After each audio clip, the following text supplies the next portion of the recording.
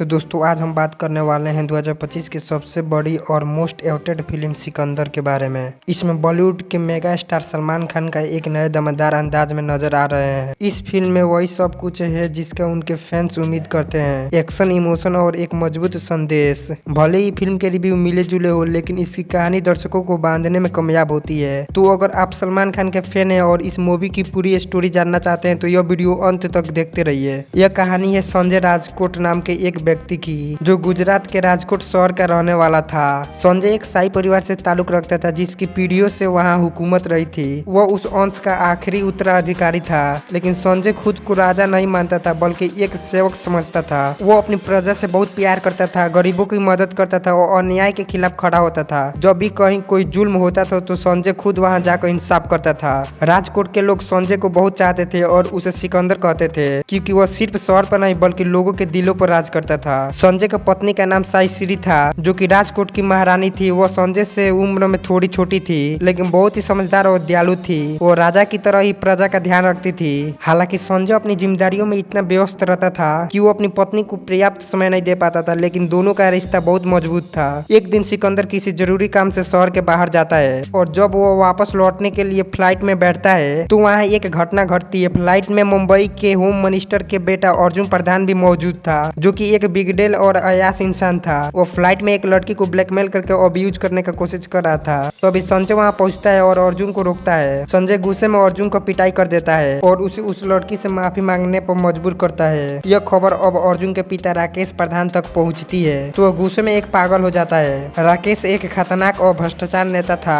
जो अपने बेटे की बेइज्जत बर्दाश्त नहीं कर सकता था। वो संजय को खत्म करने का फैसला कर लेता है। राकेश प्रधान मुंबई के एक पुलिस इंस्पेक्टर प्रकाश को संजय को गिरफ्तार करने के लिए भेजता है, लेकिन जब प्रकाश राजकोट पहुंचता है तो उसे एहसास होता है कि संजय सिर्फ एक आम आदमी नहीं बल्कि लोगों का राजा है। पूरा शहर और वहाँ की पुलिस भी सिकंदर के साथ थी, इसलिए प्रकाश उसे गिरफ्तार नहीं कर पाता। तब राकेश प्रधान संजय और उसकी पत्नी साई श्री को खत्म करने के लिए गुंडे भेजता है, लेकिन सिकंदर और उसके गार्ड्स मिलकर उन गुंडों को हरा देते हैं। इससे राकेश को पता चलता है कि संजय को हराना आसान नहीं होगा। एक दिन साई श्री को पता चलता है कि वो प्रेग्नेंट है, लेकिन जब वो यह खुशखबरी संजय को देने जाती है तभी खदान का एक मैनेजर वहां आता है। वो बताता है कि उसने गलती से बारूद बेच दिया था, जिसे बाद में पंजाब में एक बम ब्लास्ट में इस्तेमाल किया गया। जब यह खबर पुलिस इंस्पेक्टर प्रकाश को मिलती है तो वो संजय को आतंकवादी साबित करने का साजिश करता है। संजय खदान में अपने मैनेजर को बचाने जाता है, लेकिन वहाँ पहले से ही एक बम रखा होता है। साई श्री इसे देख लेती है और संजय को बचाने के लिए खुद उस धमाके की चपेट में आ जाती है। 3 दिन बाद साई श्री दम तोड़ देती है। जब संजय को यह पता चलता है कि उसकी पत्नी प्रेग्नेंट थी और वो उसे समय नहीं दे पाया तो बहुत दुख होता है। साई श्री ने ऑर्गन डोनेशन के लिए खुद को रजिस्टर किया था। उसके आंखें, फेफड़े और दिल 3 अलग अलग लोगों को डोनेट किए गए थे। संजय यह सोचकर कि उसकी पत्नी कहीं ना कहीं जिंदा है, उन लोगों से मिलने मुंबई चले जाता है। वो वहाँ पहुंचकर उन तीनों को जिंदगी को बेहतर बनाने का फैसला करता है। पहला कमर एक गरीब अनाथ बच्चा जिसे साई श्री ने लंग्स दिए थे। संजय उसका इलाज कराता है और उसके इलाके में सफाई अभियान शुरू करवाता है। दूसरा बेदी एक हाउसवाइफ जिसे साई श्री की आंखें मिली थी।